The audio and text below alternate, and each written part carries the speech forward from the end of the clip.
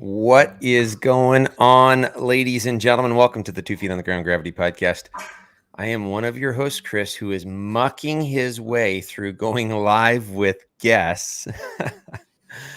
In that I'm learning a new system called Restream, and because of that, I have not been a gentleman. A gentleman would sit there and meet with their guest ahead of time. Dr. Robb Kelly, thank you so much for joining us today here on the Gravity Podcast. I Of appreciate course. you. Thank you, man. Thank you for allowing me to come on. Awesome. Yeah. And I'm just excited to get into your story. And here is the learning lesson for me with live events is me and Dr. Robb haven't had a chance to prep. So here in a little bit, we're just going to go with this. However, I have listened to a number of your previous interviews, Dr. Robb, and I think you have a powerful story. I'm excited for the guests, or excuse me, for the listeners to hear your story because I feel like it's going to resonate. I think it's going to resonate with a lot of folks, both your story and then what you're doing now to help people heal from addiction. Definitely. I think a lot of people identify because it's real. People look at me today and see what I do and, quite famous what I do, addiction, and a doctor, of course. So what they don't know is the path I had to take to get here, and that I suffered terribly from alcoholism and lost so much. So yeah, it's going to be a great show. Let's start there with the beginning. I want to eventually get to the work that you're doing. But again, your story, I think, is what connects with people's hearts. And your story is one of, man, you're a musician. You're out there performing, and that's when you first get introduced to alcohol. So can you maybe start there and just tell the listeners kind of how this road started and the twists and turns? I remember always wanting to be a musician. I come from a musical family. My auntie and uncle were often be seen in the pubs and clubs around Manchester in England. Just in case you thought I was from West Texas, I'm actually from England. So they would be seen going out, and I always wanted to play with them. And I got my first guitar when I was about 6 years old. My dad borrowed the money, come from a working class family. He borrowed the money, and it was £29 at the time. And my first bass guitar. So by the age of 9, I'm on stage with the family, playing music every Friday, Saturday, Sunday night. And at the age of 9, I was so scared. One day we played at a huge venue with more people I can imagine. And after the first set, I was so nervous I couldn't go back on. And that's where my uncle gave me a beer and said, try this. Now then, when most kids try beer, they spit it out and go, oh, it's not for me. Unfortunately for me, when I tasted that beer, it was the most unbelievable thing I've ever done in my life. It was like, this is going to change the world. And so it did for a long time. So every Friday and Saturday, I would drink, a beer or two. And the music became pleasurable again, because what a lot of people don't know, they see people on stage, and every week you go and see your favorite musician. He's always turning up. He's there for you. He's playing. After about 400 gigs of doing that, you don't feel as if you want to do that. You feel like you do a normal job. It becomes a very normal job. So I didn't really want to go on night after night, but alcohol kind of sorted that for me, because I was just buzzing on all levels when I was drinking and on stage. So that's where it began. Went through school, pretty normal musician. Wasn't until about 13, 14, somebody invited me to play a track on a commercial on TV, the bass track. I went down to do it. It was 20 minutes work, if that. I think 15 of those were talking about it. I probably did 5. I did it in one take. I was a genius. I'm a genius musician. Only 2 things I can do in life. And they paid me an extortionate amount of money. It was like a month's worth of gigging. Drive an hour there, get all this, get home at 2 in the morning. These guys paid me a fortune for like 20 minutes. I want to do this. I don't want to do that anymore. So I started doing that. And the studio is actually called Strawberry Studios. I'm not too sure whether they were huge over here, but 10cc, that's whose studio it was. So I played there, and then it wasn't long before I realized that if I played at a bigger studio, they may pay me a bigger salary. So I eventually, after many interviews and stuff, got a job at Abbey Road, London, which the Beatles and everybody's famous for. Very famous recording studio in London. And I got a job there playing, and I'm lucky enough to play with bands like Queen, David Bowie, Elton John, all them great guys, just doing tracks for different albums and, just ideas. So yeah, I was drinking and using a lot of cocaine then. And I think I'm the only person, after about a year or two, I can't remember how long it was, that got fired from the music industry for drinking too much and taking too much cocaine. How the hell can you get fired from the music industry for doing that? But there you go. I didn't know they did that. I didn't know they actually fired folks for that. I know. Well, apparently, when I turned up on stage, I couldn't even see properly and I couldn't walk. So, a few of them occasions, and rightly so, they let me go. And Hey, Dr. Robb, when you were performing or when you were trying out for Abbey Road, that's a piece of your story that's pretty powerful, I think, because as a human being, I fall into my habits, right? I get into these ruts. Now, if it's that I'm working out every day, drinking water and listening to my wife, right? Very good rut to be in. But yes, unfortunately, so many of our habits are unhealthy or can be unhealthy. And so can you tell that story of when you were trying out for Abbey Road and how that kind of evolved through the multiple editions? so I got the first. I mean, back then, guys, no email. You had a phone that was tied to the wall. So I got a letter or a phone call, I can't remember, inviting me down to my first audition. So I got in the train with my big bass guitar and I traveled down to London. I'm stood outside Abbey Road and I'm so nervous. I really am, because I'm a nervous child. So I thought I'd have one strong beer from the local shop. So I walked round to this. There should be a little store on the corner. I bought one strong beer and drank it fast, went in and felt great. I remember, just going through 10, 15, 20 minutes of blind playing. Um, and then went home and I waited for the letter and I got second audition. So here's my thinking. You go to the second audition, you drink 2 beers. You go to the third audition, you drink 3 beers before you go in. I had 7 auditions for that job. So by the time I went in for the last time, my brain was telling me you need 7 cans of beer. I don't remember walking in. I don't remember doing the session. I don't remember really the train home. But I do remember a couple of weeks later getting a letter saying I'd got the position. So what does that tell me as an alcoholic, which I didn't know I was at the time? No such thing as alcoholism in my family. And then what an alcoholic was, stood around a fire at nighttime with a big overcoat and a string around his waist, but not me. But it did tell me that every time you drink beer, you're a genius. And that is where the downhill started for me. It was crazy. Yeah, alcoholics. Those are the folks that are homeless on the street that have a cardboard box and a bottle of cheap liquor. But I'm not that. I'm successful right now, right? I'm getting these gigs. I'm making this money, and unfortunately, that's going to be more of the story, I think. So you're a single guy. You're making it in the music biz. What happens next?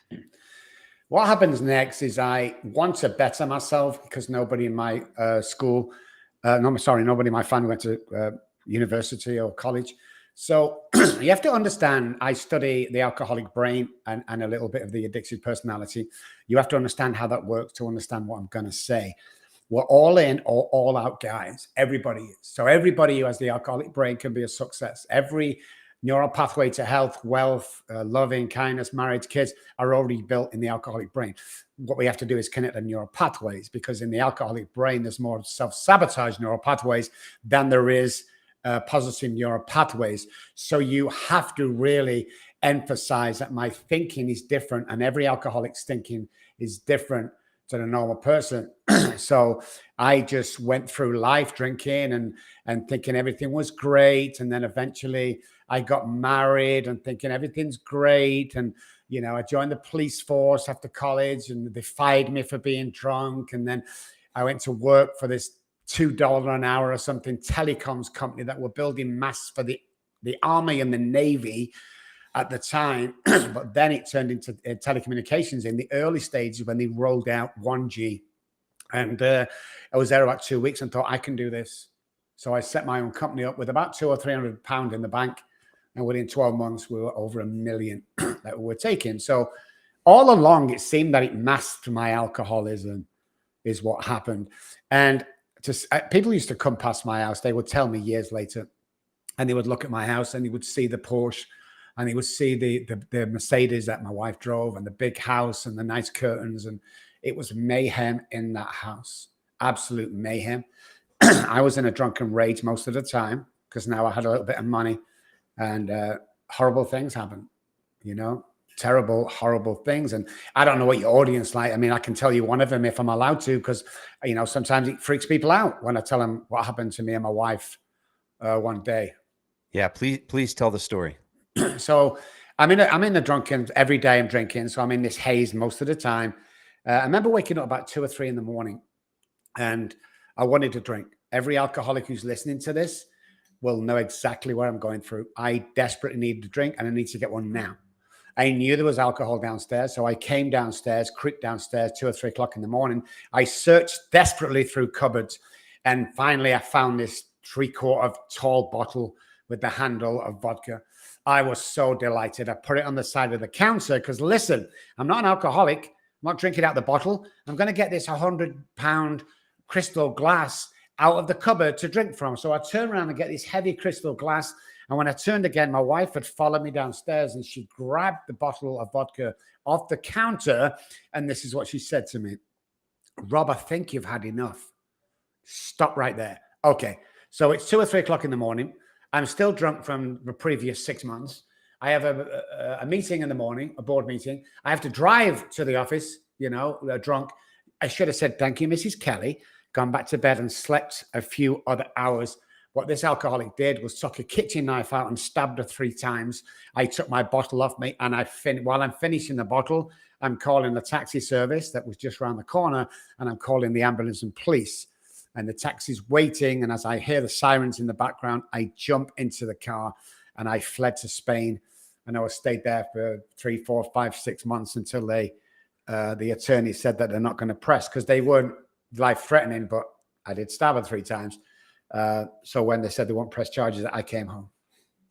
Wow. And this is something that you talk about in your book, Daddy, Daddy, Please Stop Drinking. If you could pick up from it there, because we're getting close to where this title comes from. You return back home from Spain. What happens next? So they cut all my credit cards off in Spain. I know that. So I'm coming out of this hotel one morning, and he said he needs to pay the bill. I give him a credit card failed, credit card failed, credit card failed. I call my dad, because my wife now wouldn't even talk to me. And he said, your plane ticket's waiting, that's all you're getting. So I jumped into a taxi. I went to the airport that was like 600 yards away. I came out of the hotel, no money. I had this really expensive watch on, give it to the taxi driver. And then within like minutes, we pulled in front of the airport. I'd lost like, I don't know, £5,000 in them days, a lot of money. So anyway, I came home. And when I got home, she was waiting for me, but not in a nice way. I had all the cases packed. And as I opened the door, she looked me straight. I never forget this. She looked me straight in the eye and said, Rob, I will love you till the day I die, but I'm not going to allow you to kill our children. So she left with my little girls, age 1 and 3, suitcases, into a taxi, and she fled. Well, I'm really annoyed with this, obviously. So I called my attorney straight away and I said, look, I don't care what you have to do. I got 10,000. I don't know how much it was. It was an extortionate amount of money as a check. You get my kids back. What he did, he went to the courts next morning and he got some sort of temporary custody. And I remember him turning up with the 2 children and paperwork from the courts. I took them in and I put them in front of the TV. I was so proud. It's like, yeah, you can't mess with me. Do you know who I am kind of person? Which I was nobody, by the way. I went into the kitchen and the thought crossed my mind, wouldn't it be great just to have one beer because to celebrate the kids coming home? So 2 or 3 days later, when the police kicked the door down, I'd been in a stupor. Children had not been fed for 2 days, not been changed diapers or nappies for 2 days. They kicked me awake and they served me with unfit father papers. And they picked my children up and they took them to the front door and they handed my youngest one to my mother-in-law, and my 3-year-old mommy grabbed by the hand and led down the path. I was crying. They were crying. My eldest turned around and she said, Daddy, Daddy, please don't go. After everything I'd just done, which every time I tell this story, which kind of really hit my heart. Even one of the policemen were crying, which I found weird. And then halfway down the path, she turned around again and she said, Daddy, Daddy, please get better. And they got to the big gate at the end of the walkway and they turned around one more time before she went through the big gate. And she says, Daddy, Daddy, please stop drinking. And I couldn't do it. I couldn't do it. And I went back into the kitchen and I opened a bottle of vodka or beer or something. And then 3, 4, 5 months later, I'd lost the children, I'd lost the wife, I'd lost the house, cars, holiday homes, business, everything was gone. I moved into my parents. I stayed there for 2 or 3 days, and they saw the ferociousness of the disease. They threw me out. I went to friends, from friends to acquaintances, from acquaintances to the streets. And I remember sat there the first night on the streets going, what the hell just went wrong? You had it all. You had the big house, the fancy car, the wife, the 2 kids, right? I mean, this is usually I call it the American dream. That would be the Yes. wrong words right now. This is the Yes. everyone's dream. This is what people want. They want Yes. relationship. They want nice things. And you didn't have a problem. You weren't an alcoholic because you weren't living on the street. And now you were. Yeah, but I didn't think I was an alcoholic still. I just thought I was I'm going through some bad times, you know. Oh, yeah, okay. But I grew up on a really, really bad, what we call a council estate. And in America, we call it the project. So I survived pretty well. And I hurt people. I stole vodka. I would beat people up and steal a wallet. And eventually I got quite comfortable on the streets, drinking every day, and several suicide attempts. On 2 occasions it worked, and my heart stopped. I was pronounced dead, and they brought me back to life. Just hated them men for that, by the way, because I didn't want to live anymore. You know, tried to jump from buildings, didn't work. Tied myself to a railroad track once, and the train diverted about 100 yards from me onto another track. Just so it's splitting my hands. So, you know, I went to my mom's cabinet once. I was so, because they let me in the house for once to get showered, and I stole some tablets, and I took the whole bottle of tablets, which is a funny twist because they were laxatives. I spent like 2 days in the hospital because I was, you know, I wasn't taking enough water, so I was dizzy and everything. But yeah, I thought I tried everything to kill myself, but it just didn't work. So there I was on the streets living this sad life, crying every Christmas and birthday for my children. And I would walk past how I remember walking past his house on Christmas Eve. It was snowing. I looked into the house, and they had all the decorations up, and the family was sat at the house. And I remember asking God if I could just do that once with a family, you know, please, I'll crave for that. I don't know, that loving, warm thing. And then I came up with what's my mantra today is, today I'm living the dream. I'm not dreaming of living, because when I was outside that house, I was dreaming of living like that. And I knew that the opportunity would not come along. And I'd go and steal something and get into a corner and drink myself to oblivion again. And, you know, I was just killing myself on a daily basis. And just didn't think I was an alcoholic. Didn't even know what an alcoholic was. I thought an alcoholic was somebody who drank too much alcohol. Oh, so far from the truth, guys, just in case you're thinking that's what it is. It's not. Alcoholics are born, drug addicts are made. If that doesn't freak you out, watch another episode of Columbo, because that's one of the most fascinating finds we've had. So there I am on the streets, and it was just horrible. And I just hated myself and hated everybody. I was abandoned on the streets. I called my family, I'd put the phone down. I'd walk around to the house, I wouldn't open the door. You know, I was just abandoned on the streets, and they expected me to die. Wow.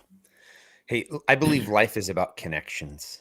I know that as I suffered anxiety disorder and depression just from the vicarious and cumulative trauma that I experienced as a police officer.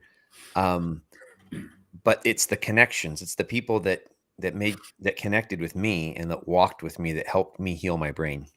What was that connection for you? Where was that first connection to your road to recovery? It was 2 or 3 o'clock in the morning. Everything happens at 2 or 3 for me. It was in the morning. I'm walking around the back ends of Manchester, which is factories and offices only. There's not a soul in sight, nor should there be. And I dropped down to my hands and knees, and I started crying from my stomach. Now, interesting point. Wasn't crying because I lost my children, my wife, my houses, car, all that. I wasn't crying because of that. I was crying because the first time in my life I realized I could not stop drinking. And it was sobbing on my hands and knees. I remember the visual, the rain was hitting back in my head. It was coming around my face. It was mixing with my tears, and it was hitting the cobblestone road like a purple color. And I don't know why to this day, because I'm not a religious guy. and I wasn't then, I'm a spiritual guy today, is I looked up to the sky in the rain and I said these words: if there's a God up there, I can't do this on my own anymore. That's all I said. And 30 seconds later-ish, a guy walked around the corner. He's on his way home, missed his last bus home from Bible study. He's been walking for an hour. He decides to take this shortcut that he's never taken before down this road and finds me. And he said, "Oh my God, brother, you okay?" And I said, "No, I'm dying. I'm an alcoholic." And he got me up and he said, "I'm a recovering alcoholic. I've been sober for about 4 or 5 years. You can come out to my house." And that's what happened. And that's where it all set off for me. That's where. Now, following that, with a guy called John, who I met, we'd never traced him, gets even weirder. But right there and then at that point, went back to his house. He let me shave, shower for the first time in a year, give me new clothes. And that's where it started. Wow. Is John the one that you connected with at the AA meeting? Yes. Tell us about John. I think that was a powerful piece of your story as well. So I was like, "Oh, this is great," in Derek's house. It's 2 bedrooms up, two rooms downstairs, what we call a 2 up, 2 down. But it was warm. It was nice. I was on a block mattress in the basement. And he said, "Look, Rob, you can stay here for as long as you want." I'm like, "Yes." He said, "But you've got to come to these 12-step meetings with me." And I'm like, "Oh, no, I've been to the meetings. No, please don't make me go back. It's all war stories." But I had to go, And I remember going with him. And of course, when he's driving there, I'm clocking all the liquor stores or off licenses near the AA meeting just in case. The idea was to sneak out, okay, and try and get beer and alcohol. And it didn't happen. Just so happens in this restroom, this man's restroom, the window's like this. And I still try to get through it, don't get me wrong, but it only fit my head through it. So I had to go and sit down with him. It's 90 minutes in England. Oh my God, it's not even an hour, it's 90 minutes. So I sat there listening to all these guys moaning about how, grateful they are, but then, and it was just a war stories after war stories. And this guy, probably 12 o'clock to me, because we sit in a circle at this meeting. And he says, "My name's John. I'm a recovered alcoholic." And the first thing recovered, really annoyed me, because I just lost everything. If you could recover, why the hell didn't anybody tell me? Like, I've gone through all this pain. But then he shared, and he got this book that they use, which is the most fascinating book I've ever read in my life. And I'm talking professionally as a doctor of addiction. That 164 pages, mind-blowing. Anyway, he kept saying crazy stuff. Then he kept pointing to a page. And I scuffled through this page because I never read the book. And like, oh my God, that's what he says. So after the meeting, I walked over to him and I said to him, "Hey, John, my name's Rob." And he shook my hand. I said, "Would you sponsor me?" And he said, "No." And the time frame between the no and what he said next felt like an hour, but it must have been a second or two. And he said, "But I will be your spiritual advisor for a period of 12 weeks, which I thought was weird. You had to sponsor someone you don't. But he had something that I wanted, So he said, "Pick up a big book and a dictionary." And I said, "Actually, John, I don't need a dictionary. I went to Oxford University." And he looked even closer to me and he said, "Pick up a big book and a dictionary." Okay. Gave me his address. Wednesday night, 7, I think it was 7 o'clock. Be there. So I didn't have a car. So every Wednesday at 6 o'clock, I would set out from Derek's, get to this guy's house for 7. I used to walk there, spend an hour with him, walk back, get home for around 9 o'clock. Did that for 12 weeks. We talked about God, but not the usual God, in the Catholic or Christian or anything like that. It was like a God that's like a spiritual God that is giving you the power. We talked about philosophy. We talked about human beings, talked about recovery. It was just an eye-opener for me. And he told me, he said, the last day I was there, we did step 12. And he said, "From tomorrow, your life will change." And I said, "No disrespect, John, but I'm in a guy's basement and nobody knows I'm there. It's not going to change." And he smiled at me and he said, "From tomorrow, things are going to change." And I went home and I went to bed and I slept really great that night. And I got up next morning and I got dressed and started mulling around the house. Derek went to work and he came home at lunchtime and surprised me. I was like, "Who's at the door?" And Derek walked in. He said, "Hey, Rob, I got a part-time job at work if you want it. The guy who sweeps the floors just resigned or something." I said, "Oh God, what the hours?" Like 9 till 10 or 9 till 11. "Yes, I'll take it." So I went there. Next week, it turned into a full-time job. And then somebody gave me a little mini card to get to work and back only. It was like an old banger. But I remember my first paycheck and I went to the gas station, petrol station, and I bought him a little teddy bear and a little card because that's all I could afford. And I went back. I remember writing on a card, "Thank you, John, for introducing me to God that took the compulsive drink away." And I go back to the house and there's nobody there. and the windows like have scruffy curtains on, and I'm knocking on this door for John because I'd been there 12 times before, and the right-hand side neighbor come out and he says, "Can I help you, love?" And I said, "Yeah, Mrs., can you tell me where John's moved to?" And she said, "John." I said, "Yeah, John here." And she said, "You've got the wrong address. There's been no one in that apartment for the 3 months I've been here. I only moved in 3 months ago." I said, "Okay, thank you." Let her close the door. The whole light went off, and then I banged on the left-hand side because I thought she was crazy because I'd been here. This was what the address. I had it written down. It's the same address. And the guy come out and said, "Can I help you, brother?" And I said, "Yeah, can you tell where John's moved to?" And he said, "John." And I'm like, why people keep saying John like a question mark? I said, "Yeah, the guy next door. Been coming here for 12 weeks and all that." And he said, "There's been no one in that apartment for a year. That apartment is derelict. Nobody can go in. The council said you can't go in. What are you doing? Got the wrong address." So I was puzzled, but I went back to the meeting the next day where I met John. And I said, "Remember this guy I was talking to like 3 months ago? His name was John, white hair, white beard."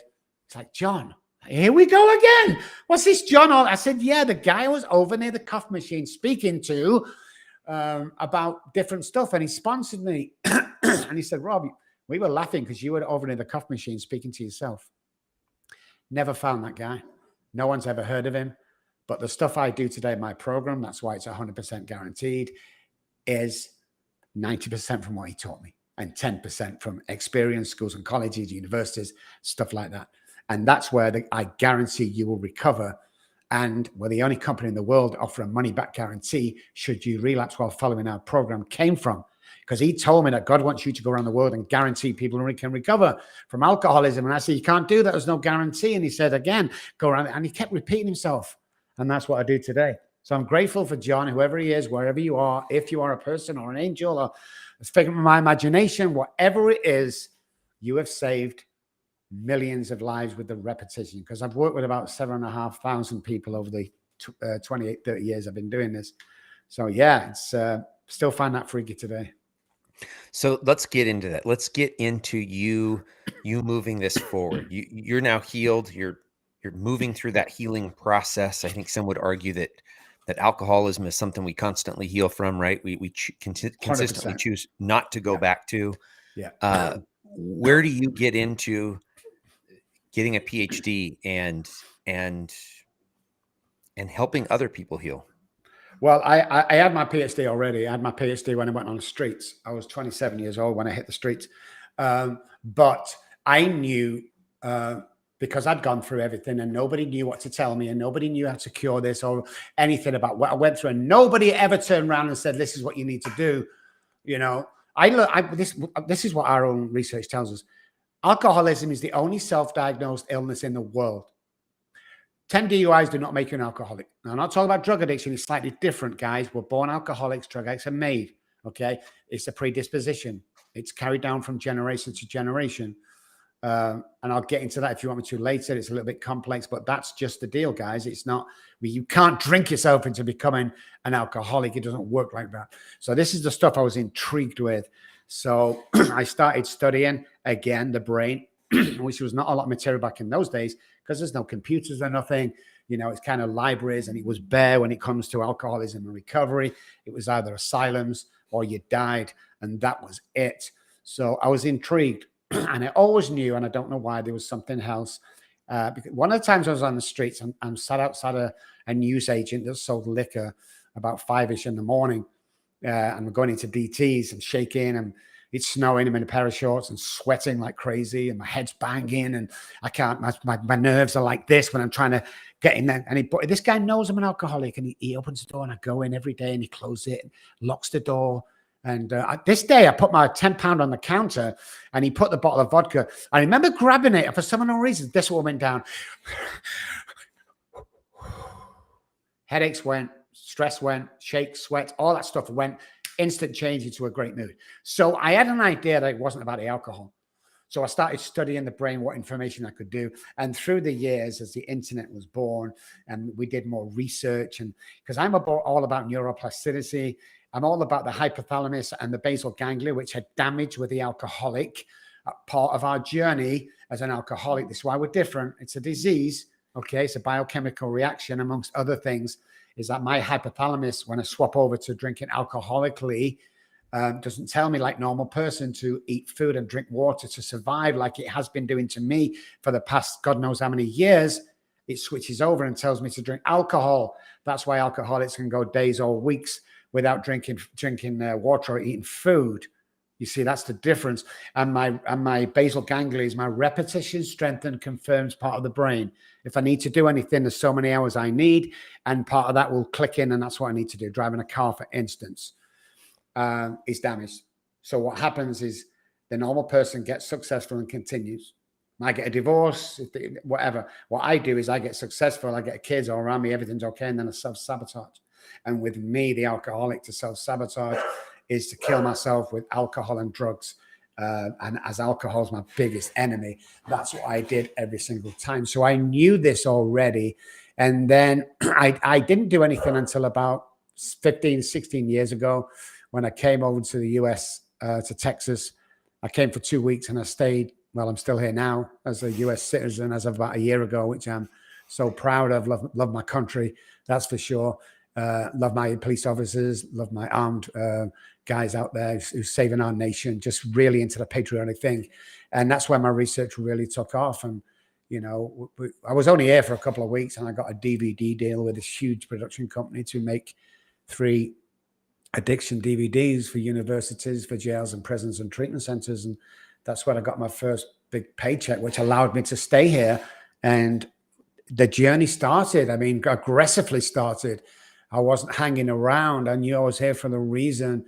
And within a year or so, we'd bought a huge ranch, and we opened it as a concierge treatment center where one person at a time would come in, usually very, very famous or, you know, CEOs. And we started like that. But what I think what's really important to realize today is we have 4 or 5 offices around the world, Switzerland, Spain, England. We have 3 offices there. Is that 25% of our work is pro bono. We must do that because of the streets that came off. And that we gave around $100,000 last year away to one-parent families who are trying to get their life together, who are trying to recover from the disease, get the children back, see them 1 day a week, rent an apartment for them, pay court costs, whatever it is. So yeah, we built this empire. And that's what I tell my guys today. You know, if you think we're doing this to stopping drinking, then you're wrong. Or you think, you know, the gateway drug is trauma. Let's go back and sort the trauma out. And I'm a big believer in that today. So we started to study trauma. And the days going back 13 years ago, 14 years ago, and we really got in depth with trauma, people laughed at us and said, this is ridiculous. What this happens here has got nothing to do with what happened 30 years ago. And we were like, well, we think it does. And people mocked us at first. Is that the best way to get anybody off the real truth, is to ridicule them? And that's what they did. You know, pharmaceutical companies used to send us emails putting us off because they knew that we knew something, you know. And I stayed bold-faced because the part of the guy on the streets, you see the guy in Strubs in front of you explaining about alcoholism to you and your mum and dad as a gentleman. But you see the guy off the streets, he would kill you, not even thinking about it. If you tried to hurt the family or anything like that. So I would definitely beat you up if you upset me. So I had these both kinds of Robb Kelly existing, and we just went for it. And I stood up and I was counted, you know, and people never to my face because I'm a big guy, you know, and I can fight as well. But you know, snares behind, little comments, emails, you know, a lot of people didn't like me, and that's fine. If you don't have any haters, you're not doing this shit right, guys. I just want to put that out there. You know, God bless them guys, but, you know, stand up and be counted. And I found out that everybody can be a leader. And I found out that every single neural pathway in my head for success, for wealth, for health, for everything that we need has already been built from birth. And the key is to get rid of the trauma that stops new thought patterns connecting with them. And that's what we do.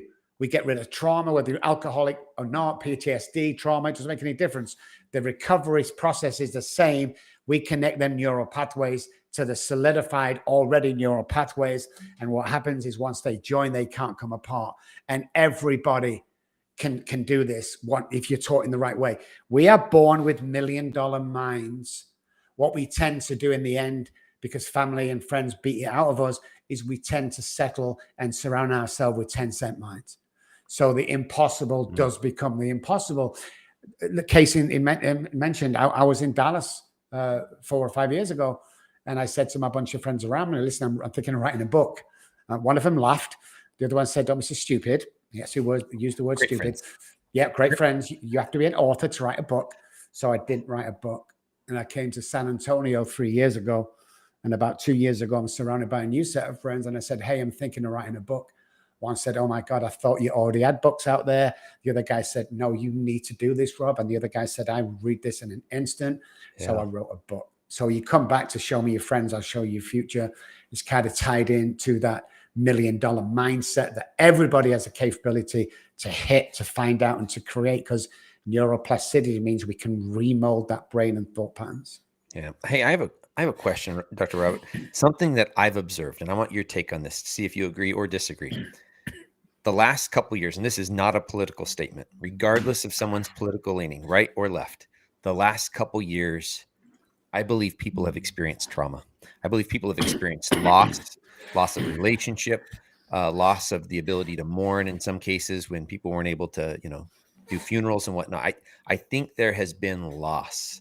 And from that loss in my job as a civilian police officer, boy, people are turning to alcohol, right? Like, especially at the beginning of the pandemic when there was nowhere to go. Like, you ain't leaving your house. So what else is there to do? I don't know. What has been your observation? Maybe mine is skewed. Is it been pretty much the same when it comes to the negative effects of alcohol and people turning to it? Or have you seen there been an increase because of everything that's gone on around the world for the last couple of years? So you kind of know when we're in trouble when essential business is the liquor store. So that you got to remember that for the fact. The fact is that in Texas alone, liquor sales went up by 21%. You've got to take that into consideration. You've got to take that isolation of a said human being will go insane given any amount of time. So you look at death row. We did a studies in Texas on death row, and about 90% of people, when they actually reached the chair, or a couple of days before, were actually insane because of the isolation. So we have not seen the effect of that. We're not seeing a backlash from that. There is a big backlash.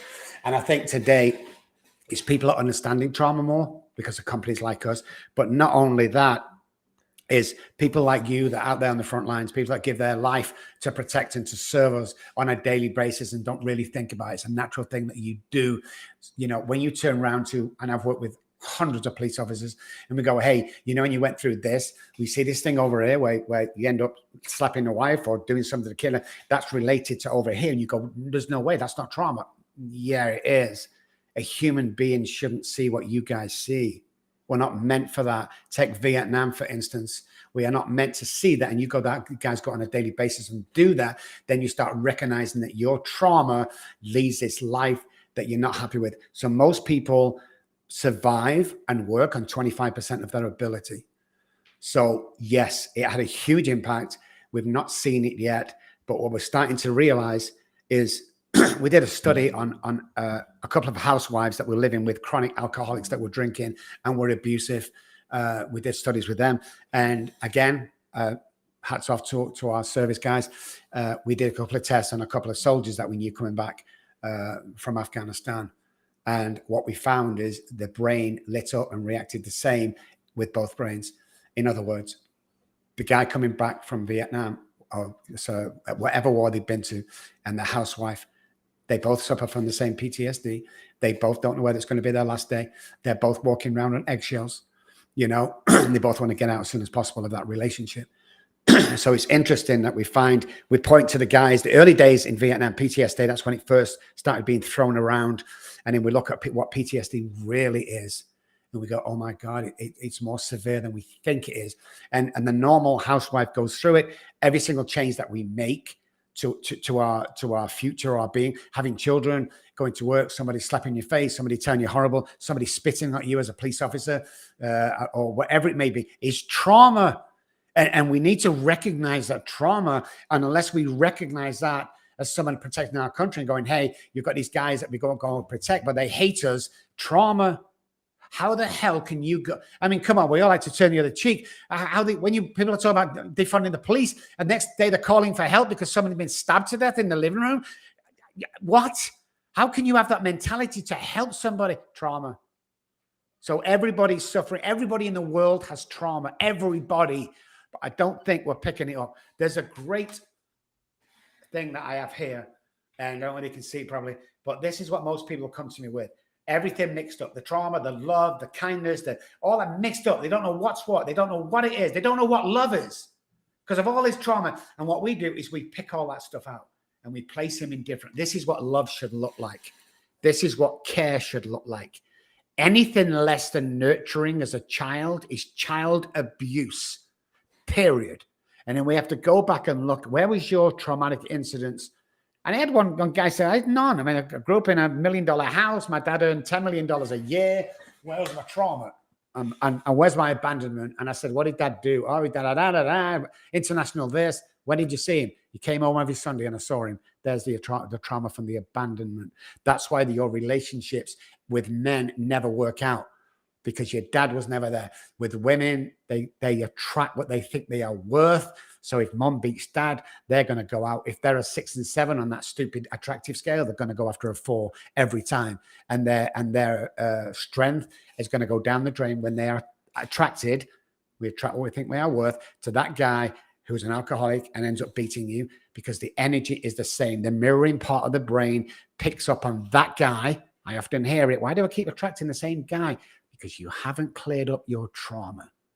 When we as human beings find out how much power we really have and how we can be a 10 out of 10 every single day on the happiness scale, and how we can perform at 100% and become that millionaire, become that road cleaner, become whatever you want is possible. Quantum physics tells us that everything that we want is possible as long as you clear the trauma and believe you can do it. You see, there's no difference, I tell my guys, between you working as a mechanic and the guy of Ford Motor Car as a CEO. The only difference is he believed he could be a CEO. You don't as a mechanic. So when you work with me, I believe we can change you to that mindset. The mind sits inside the brain. There's 2 entities. Most people think it's together. No, it's not. The mind is in the thing. You can't touch it. You can't feel it. It's energy, but it sits inside the brain. Once you make your mind up to do something, it's transferred into the neural pathways in central nervous system. Now the brain as a whole gets hold of that idea and it turns into a reality. Everything is a reality. What I hear you saying, Dr. Robb, is that first step to healing our brains and to healing our trauma is our mindset. Is that 100%? 100. I can't work with somebody who's not set the mind up to getting well.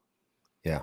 I mean, it's just like, you know it's a corny phrase, but you can lead a horse to water. And I go back to that commonly as I try to help people get to a spot of healing, right? Because I had my own story. I had those people that impacted me and that helped me heal. And I want to see other people heal their brains from the trauma that they experience. But I can only go so far. I can get you to the resource. I can get you to the help. But at that point, you have to accept it. And then you have to do the work to heal. So what does it look like? What does Robb Kelly Recovery do when someone gets to that spot where they recognize the trauma and they want to heal? They want a 10 out of 10. Now, I would change a word. And the reason I changed the word is I define happiness as things going good for me. I define joy as me accepting the circumstances I'm in. Sometimes they're garbage circumstances, but still being able to experience joy. It's a play on words, but for me, it's different in my mind. So if 100%. someone wants that 10 out of 10, what's that first step once they're ready for it to healing their brains?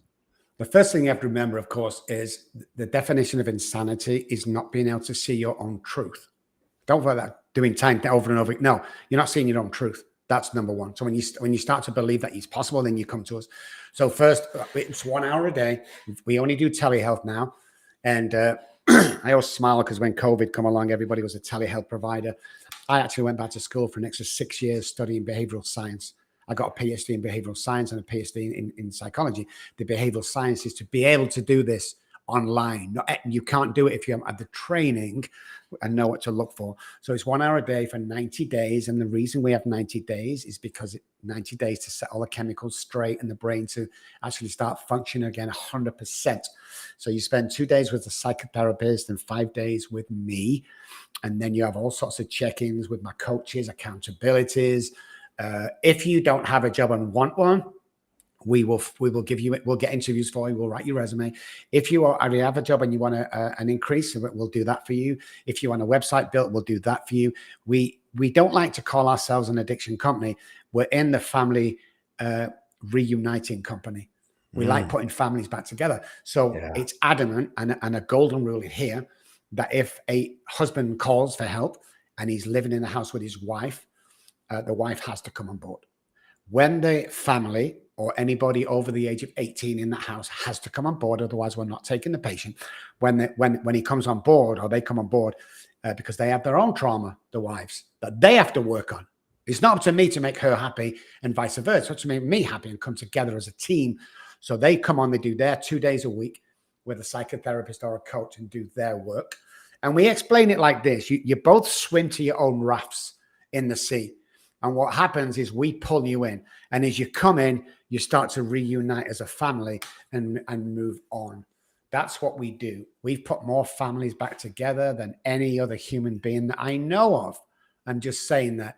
And I want to put out there that this isn't ego. Ego went when they took the kids off me. This is confidence in what I do over 20, 30 years of what I do and seeing the results. This isn't a job. This is a passion. All my guys that walk into the office, if they ever have a frown on their face, they are sent home for the day with no pay. This is what we do for a living. We love what we do because we do what we love.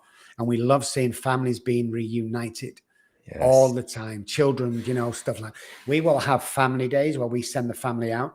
We'll give them $500 and they go out on a Friday, Feel Good Friday it's called.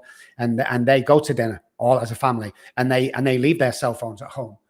Or we'll send them on a short trip to the seaside or something like that. We will go to any lengths to make sure that family is reunited and strong, because people used to write people like me off only 50 years ago, 40 years ago. They write us off and throw us in a sanitarium and we were done. There is life after recovery. And I'll tell you something now. If I remember spending a night with Elton John at the Savoy Hotel in London. I sat there and God, does life get any better than this? Let me tell you something. My life today is a million times better than that. It has to be. If I'm putting down alcohol, which I love, and drugs, which I love, if I'm building and helping people, then my life's a million times better. Forget about the money, forget about the fame that I have, forget about all that stuff that people know me for. If you can put me in a tent in the middle of a field somewhere with my wife, my 3 English bulldogs, and my 2 cats, I will build an empire from that helps people. You see, once anybody concentrates on the money, you're missing the dream. Concentrate on the dream of building and helping people. If you don't think for a second that 1 or 2 words doesn't change lives, first of all, when I say thank you or compliment somebody, dopamine's released in my brain. I need 4 chemicals every day in the brain to make me happy, period. The 4 chemicals. Try this. Next time you're in an area with a lot of people in it, pick 1 guy or girl out with great sneakers are always good to go. Shoes. I'll tell you why. Hey, man, great shoes. I love them shoes, man. Oh, thank you, dude. And he passes you, turn around and watch him. He'll look down at his shoes at least 2 times, maybe 3 times. You have just changed that guy's life. Because he might go home now or go to the job and be, hey, man, blah, blah, blah, blah. So he's perky. All his workmates, I might go home. His wife, oh, my God, you're in a great mood today. So she's in a great mood. She goes to, it just goes on and on with a couple of words or sentences. I bless somebody monetary every time I leave the house because my guy up there has blessed me with money, okay? I compliment 3 people every day because when I do that, dopamine's released in my brain and it makes their day. The amount of people who come to me in meetings or seminars, and Dr. Robb, you remember me from like 20 years ago? And I go, no. You're the guy that picked me up off my mom's sofa that I'm 19 years sober today. I want to thank you. I had no idea. It makes me cry today still when somebody comes up and said, hey, I heard you say this. Or remember when you said to me that nice shoes, I got sober the next day. I don't know how many times that's happened. And I sit here and go, wow, we just don't know how we can change people's lives. And we can. Remember, we're all born with $1 million minds. Stand up and be that leader. Well, I'm not too. Stand up and be that leader. You are that guy. You are that guy. Well, I don't think it. You are that guy. Try it. Everybody needs leaders in this world. We're kind of lacking that since COVID. It destroyed real men out there. And I'm all in for women's lib. I love, my wife's a very independent, strong woman. But at the end of the day, you know, when I can hold her and tell her everything's going to be okay, that's a leader. It's about time men started being men again. People used to respect the police. People who respect our war heroes, not discard them on the streets and looking for a place to stay. Men used to dress accordingly, speak accordingly, and act accordingly.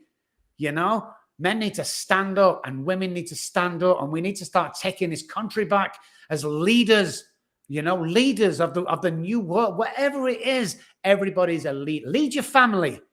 Lead your son when you see him every Sunday, because that's all you can say. Lead that little kid into a great life, and you watch the world change in front of our eyes. Yeah. Wow. Hey, there's still an issue here. There's still a hurdle that's in the way. And here's the hurdle, brother. The stigma. If I raise my hand, if I tell people what's going on between my ears, and this is where I was at. Oh my gosh. I was having anxiety attacks I couldn't control. It sunk into depression. Started having some intrusive thoughts that were scaring the crap out of me. If I tell people what's going on, I'm crazy. I'm crazy. I'm broken. I'm worthless. I mean, these are the thoughts that go through people's minds sometimes, and they're afraid. They're afraid to be honest about what's going on. What would you say to that person that's afraid? Listen, I know exactly where you are, guys. I was the same. You were the same. Listen, everybody has some sort of mental issues out there. I know everybody wants to get it out and want to talk about it. It's my lifelong dream of getting, well, like famous people I've worked with, just step out and tell them. They go, no. Listen, they don't have to know, all right? You don't have to tell everybody you see. What you have to do is get in front of somebody like me and sit down and be honest. And if you have a spiritual journey, be honest with him as well, or her. And that's all you need to do. Tell one person and a spiritual God or something, and you work your way through it. Because I'm telling you what, if you've seen what I'd seen, guys, if you knew who I'd worked with, the power that they have in this country today and the world, if only you knew, you jump out of that closet and go, hey, me too. Yes. I'm suffering from mental issues. It's a mental illness. No, come on, you have to be strong. It's a mental injury, first of all, because you can get over it. It's not a mental illness. You can get a mental injury that you can get hold of. And I'm telling you that everybody goes through it. And everybody that's anybody now that you can be counted, there's two things. They have somebody out of this world that they pray to or guide from, and they've been through their own stuff and they've done the work. Yes. And this is what it's about. If you're scared, if you're sat at home, first of all, and you go, I can't do that. I have this job. I don't think I'm good enough. I don't think I'm going to amount to anything. I want to apologize to you, first of all, because somebody's put that there. Okay. So why don't you call me? Nobody's going to try and sell you anything. We're booked at the moment, fully for another year, I think. Why don't you call us? Why don't you call me on my own cell phone, which I'm going to give out to you because my feet are still in the trenches, guys. And why don't you talk to me and go, hey, listen, Dr. Robb, listen, I'm such and such a body, and everyone knows who I am, but I'm going through this. I will give you a 10-minute talk that will change your life completely. I will lift you up in 10 minutes that you'll see and you want to go for help, because I will make you realize in 10 minutes who you really are. And you know something? If I can't do that in 10 minutes, I'll send you $100 to spend on whatever you want to spend on. That's how confident I am, because you see the guys who's going through the problems, they're our future leaders. Because if you're suffering from any addiction, you're a natural born leader. If you're suffering from any mental injury that you can't get over, depression and stuff like that, you are the born leaders that either God or Uncle Billy or somebody's chosen up there. They're the guys. If you haven't seen a hard time, you cannot lead people into the new times and the good times. You can't do it. If you're suffering from chronic alcoholism, you see a therapist that is not, they're not going to realize how you would stab somebody in the face to get your drink.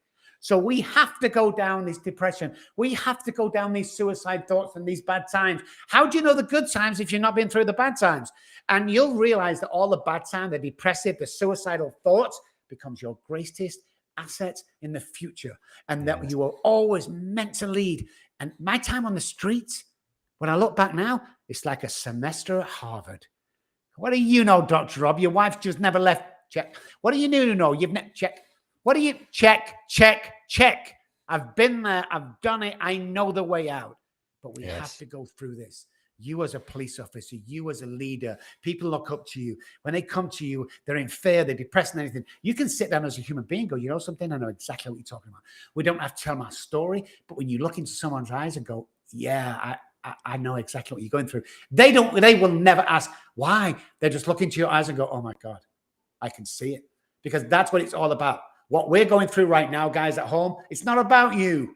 It's about future people. It's about the wife, about the kids and the friends and the families and the people you're going to save in future. Even if you sweep the roles and say something nice to somebody, you are changing people's worlds in an instant. Okay. But we have to go through this time. It's a training period. How can you say to somebody who's got chronic depression, I know what you feel like, if you've never had chronic depression?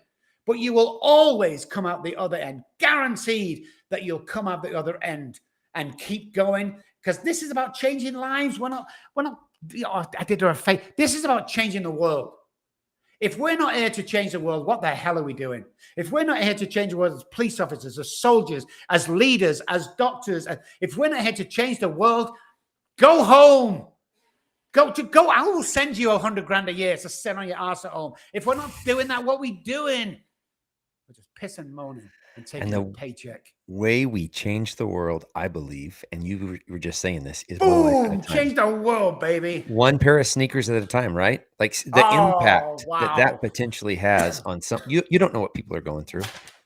You don't know what people might be considering going home right now and killing themselves. And when you extend kindness, nice sneaker. I love that you said the shoes.